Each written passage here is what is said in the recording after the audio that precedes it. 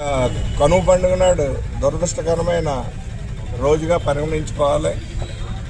దీనికి ముఖ్య కారకులు వైసీపీ లీడర్స్, వైసీపీ పార్టీ.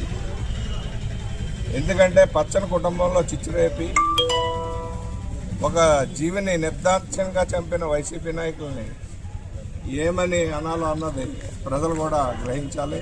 ఎందుకంటే నిన్నటి రోజున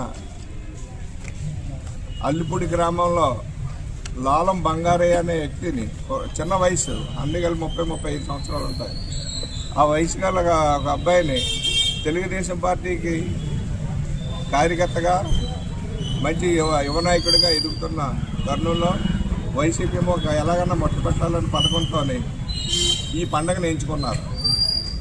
గతంలో మన రాయలసీమలోని ఎలక్షన్ జడ్పీటీసీ ఎలక్షన్ అయింది కడపలో. రాయలసీమలో ఎంతో ప్రశాంతంగా, ఎంతో ఇదిగా అక్కడ ఉన్న జగన్ అన్న ఏరియాలో కూడా ఎంతో ప్రశాంతంగా ఎలక్షన్ చేయడం జరిగింది.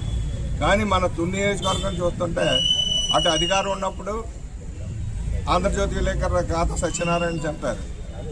అదేవిధంగా నిన్నగాక మొన్న రాపకాలలోని లీడర్స్ని కత్తులతో దాడి చేసి ఆ ఊర్లోనే కొట్టడం కాకుండా గవర్నమెంట్ తుని ప్రభుత్వ హాస్పిటల్కి వచ్చి హాస్పిటల్ మీద దౌర్జన్యం చేసి డాక్టర్లని వాళ్ళని అందరినీ భయభ్రాంతం చేసి పోలీసులు వచ్చి మోకం తగిలితేని కానీ ఎవరు లేదు. ఆ రోజు కూడా చెప్పాం, ఇది తుని కాన్స్టిట్యున్సీ ఎంతో ప్రశాంతమైన పరిపాలన యనమల రామకృష్ణ గారు, యనమల దేవి గారి ఆధ్వర్యంలో ఎంతో